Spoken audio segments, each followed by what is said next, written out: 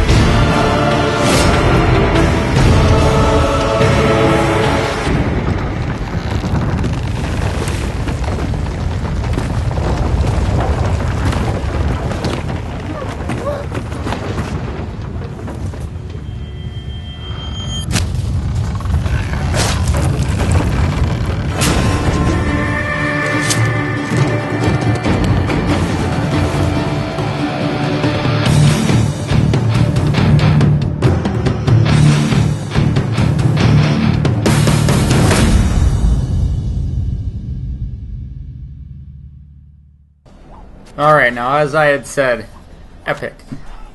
So far, love this game, and the port over seems pretty awesome so far. They've really collaborated it well with the controller and running around and how you combat. Combat feels really good. It's straightforward. It's easy to get into things. Pull out your one sword. I mean, you got use the D-pad to pull out your different weapons, whether it be your steel or standard sword between fighting humans and demons. And then you got your little bump menu here, which you can change your spells to go into different abilities and magic things. Go into meditation to rest and do certain things like create potions through alchemy and such. And you can also use the bump menu to come up and actually pick a sword you want out of this rather than using the D-pad itself. I already have the longsword out, but as I go forward I'll show you the combat and see how that works. But one thing they sacrifice with any game that is ported from PC that is actually meant for PC to console is you're going to sacrifice graphic quality. While they sacrificed a little bit, they did not sacrifice a lot. The game is still very beautiful, and yes, it's just well worth it. If you don't have a PC well enough that can run it, then this is definitely a way to go. But with the controller, one button gives you your strong attack, one gives you a quick attack, and then one gives you your spell. And then while the last one on the controller gives you your dodge ability, where you can dodge around and slash around. Now the first Witcher was based somewhat on a combo system where you clicked and you would do one combo and you could switch between quick and fast. But as I'm getting shot with arrows here, it would switch between you could switch between quick and strong attacks. And also group, where you would hit multiple enemies, where this one they sort of combine group with the standard attacks. If the enemy's in the way of the weapon, they're going to get hit by it. Now with the first one you also had combos where if you clicked, it would pop up a flame around a sword icon on the mouse, and when you clicked it again you would continue the combo and do more damage. With this one they've sort of streamlined it and made it faster, where it's more like an actual third-person action game, where it's easier to control and combat and change between quick and fast as one, or quick and slow strong attacks as fast as you can. As it goes, the story up to this point is pretty good. You start out, as I don't know if I had said, no I had not said, you start out the game in prison and you are able to go through 3 different storylines. At the beginning you get to choose which one you do first, second, and third, so it's up to you. You can start on the last part of the story for the beginning, or you can do it first. You can do it in order. That is completely up to you. One of the great things about a non-linear storyline. I started with the last one first and then I worked my way backwards, so I'm actually on the first part right now. I've done 2 out of the 3 and this would be the 3rd. But as you can see, the combat is awesome. I mean, it's very, very clean. The game is well put together, especially for a port where ports are usually half-assed. I'm very proud of CD Projekt, and also I believe it's CD Projekt Red, where their main company is formed at across the seas. Now, yeah, by the way, CD Projekt Red developed the game, so there you go if you want to look them up. They are an awesome company. They have done both Witcher 1 and 2. As far as that, I don't really got much else to say. I mean, the game has been out a while. It's on PC, probably for a little bit cheaper than you can get it on Xbox right now. Especially if you look it up on Steam. I believe Steam has a sale going on it right now for about 10 to 15% off. You can get it for about $43. So I think it's going for about 50 in US, if not 60 for a standard game. So definitely, if you have a PC that can run it, I'd recommend PC. Not that I'm a PC enthusiast, but I do like playing games on PC, and 360 is just a quicker, cheaper way most of the time to play it, because you don't have to have a good PC to play it. So, this is a look at Witcher Enhanced Edition for Xbox 360. This is Daniel. I'll see you next time. Have fun.